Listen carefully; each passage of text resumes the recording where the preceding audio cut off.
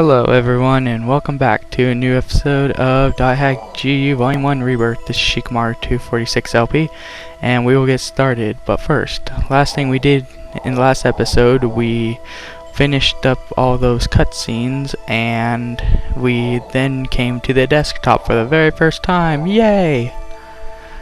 And while we were here, we realized that my computer's been reformatted. All emails and member address list is now gone. But then we got a mysterious email from Vol.1 asking us if we were going to continue playing the world. And of course, us being the main character, Haseo chose that he will continue. Now let's hop in and start. Logging in.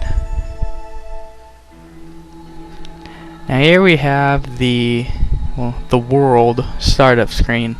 Got login, which lets us play, official site, and official forum. Now in this episode, it may not take too long, but I'm going to the official site and I'm going to explain to you like classes, like I said I'd do in the first episode.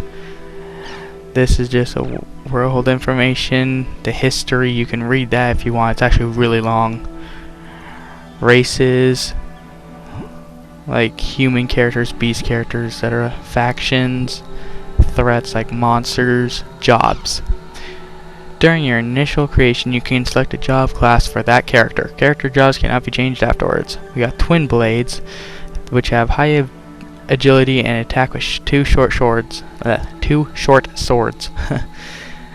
Their rapid attacks leave no opening for an opponent to counterattack. A blade brandier. This is what EO10 was. Blade brandiers fight with swords similar to a katana. It is said that all warrior classes derive from this class. Although their abilities are average, they can adapt to a wide variety of situations. Edge punishers. This is what Asta was. Edge punishers are a job class that prefer to wield giant swords. A blow from one of these weapons has enormous power. It can slice most enemies in half a single stroke. If only. Lord Partisan, or Partisan, whatever one it is. Wield giant lances. No other class can match its piercing power. They have high defense power compared to other classes, but are weaker against magic. Tribal Grappler, my favorite. Tribal Grapplers use their own fists as weapons. They have high agility similar to twin blades and possess high HP. However, their low defense values make it crucial to pay attention in battle. Flick Reapers wield giant scythe. The Flick Reaper specializes in attacks meant to keep multiple enemies away. However, they are ineffective at long range. Steam Gunners. This is what Ovan is.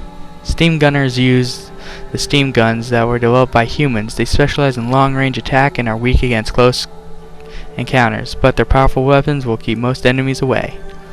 And now the Adept Rogue. This is Haseo. Well, not in the picture, but yeah. Adept rogues are eventually capable of equipping various weapons and use various magic. However, each weapon must be learned separately and require time, but the training will eventually pay off, making them highly adaptable in any situation. Now, before I head on through this, the thing it doesn't mention is that Adept rogues are actually very unpopular in this game. Like, you may talk to a few and you'll wind up not knowing what kind of class they are. But Adept Rogues, the reason why they're so unpopular is because... Wow, that's really loud for my speaker. Hold on a second. Okay. Adept Rogues, they level up slower than other classes. Like say you have like a level 1 Blade Brandier and a level 1 Adept Rogue. You fight the same monsters, same amount of Rengekis, all that. The Blade Brandier would most likely get, say, 350 experience, while an Adept Rogue could possibly get like 320. So, yeah, and due to using multiple weapons, their stats, most people say that they are just absolutely crap. But I don't think so. I think they're like really good. Anyway, Harvest Clerics. I'm not really going to just read the rest of these, I'll just tell you what these are. Harvest Clerics are pretty much like white mages from Final Fantasy. Healing, support, etc. Shadow Warlocks, well, wait. Harvest Clerics use staves. Shadow Warlock, they use grimoires. They're more into like black magic. Cabaret Dancer is pretty much a mix between both Shadow Warlocks and Harvest Clerics, so they're pretty good. Oh, now before I head on, one thing I need to also say about Adept Rogues. If you think that like as you saw Haseo, he had like 3 different weapons. If you think that like if this game existed, and you chose like an Adept Rogue, and you thought, oh man, I could equip a crap ton of awesome weapons, no, you'd be wrong. Because Adept Rogues, when they're made, they have a set of 4 points, and these points pretty much determine what kind of weapons you can equip. Haseo, his points were 1 point for dual blades, 1 point for for broadswords, and 2 points for a scythe. So those make 4 points in all, so you couldn't equip any more weapons. Some you could actually equip like only 2, but due to how many points you're limited to, it's actually cut down like a stupid decision, like say having Harvest Cleric, which is 3 points, and then Shadow Warlock, which is 3 points. So I'm gonna quickly, I guess, go over actually no, I'm not. You can like look it up online of what the things are for like the points. Well, okay, I'm gonna log in and we'll just continue where we left off. So how are you all today? Today is not April, wow. August 14th, 2012. It is 9:54 a.m. And weird, there's no voice acting there. What's going on? Why is my equipment different? That's a good question. What the? I'm back at level 1?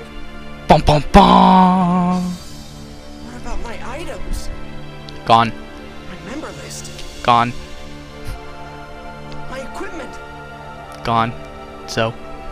Gonzo. Gonzo. Gone. It's all gone. Yep, My whole character has been completely reformatted. Which really still doesn't make sense to me. Did you see that guy just now? With the really weird arm? Totally. Arm?